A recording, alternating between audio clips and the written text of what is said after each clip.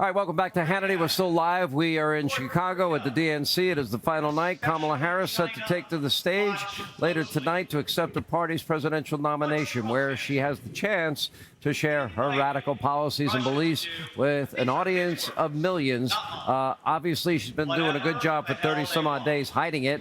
No interviews, no press conferences, no gaggles, just 15, 20-minute speeches, usually the same speech from a teleprompter. Anyway, here with reaction, Fox News contributors Marie Harf and Kellyanne Conway.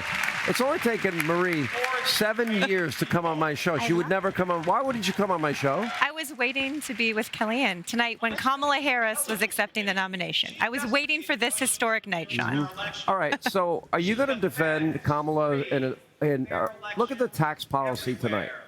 Look, the largest tax increase, not only in American history, but the history of the world. Why would you support that? Why would you think that's good for the economy?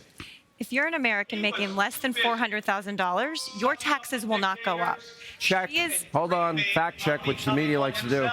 If you have a 401k, if you have a retirement plan of any kind, and you have unrealized capital gains, they will tax those. And they're not going to ask if you're making $400,000 a year. Now, reality check.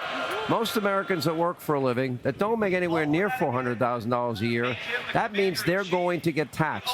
So that line that they're using, like Joe Biden used, is not true. It is true, Sean. And more importantly, Kamala Harris's plan will you pay a tax on unrealized capital gains if you have a retirement plan? It will be taxed at the same rate as everything else. It's not a tax increase, Sean. So if you make less than $400,000 a year, have a retirement plan, and you have unrealized capital gains, you will pay taxes. What she is trying to do with this tax plan, let's take a step up. I already answered you. Let's take a step up. She is trying to make sure that corporations and the wealthiest Americans pay their fair shares. I got the talking point. And that's not a talking point, it's the truth. But any American, even that makes less than $400,000 a year that has a retirement account, they will pay taxes on unrealized gains. True or false? True or false? It's true. But do you know what's... So they're lying when they say... They're not lying. Do you know what's so interesting, though? We are sitting here debating the intricacies of tax policy. Intricacies? That's real money. Really important. When Kamala Harris has been out there for 30 days as this nominee of this party... Why won't she do an interview? Talking to vote, because she's talking to real voters. She's out there every day. Can you get her to come on the show? Maybe in 7 years. She can beat me. But she's talking to real voters, real Americans, about what No, she's not. She's kicking people out of diners and replacing them with actors. About what they care about. And tonight, you're going to hear an aspirational message about what the future could look like, and that we're not going back to the chaos and the anger and the division of Donald Trump's presidency. Well, that is your hope. Kellyanne, help me out here. So I like this tax conversation in this game of ping pong, and I'll tell you why. The Trump Tax Cuts and Jobs Act will expire in 2025, next year, unless it is extended. Kamala Harris isn't going to extend it. Democratic Congress isn't going to extend it. What would that mean for the real Americans that Marie says Kamala is speaking to? It means that the doubling of the personal exemption, the doubling of the child tax credit, the fact that the corporate tax went down to 21%, Sean, and then they started investing in inventory and employees and benefits and research and development.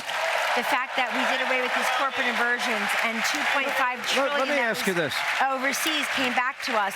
I think people need to understand, they need to see the world in which, if things change, that the money that they are already relying upon simply won't be there. I appreciate Marie giving it the old college try here, but the fact is Kamala Harris is afraid to do what Marie Harf just did, and afraid to do it on your show, because you'll start asking basic questions about real portfolios. I just want to play her in her own words about defund, dismantle, no bail. I want to ask her about all of the unvetted illegals, the 11 million that are raping and killing and committing other violent crimes coming from top geopolitical foes. I want to ask her about the people with terror ties they've allowed into our country.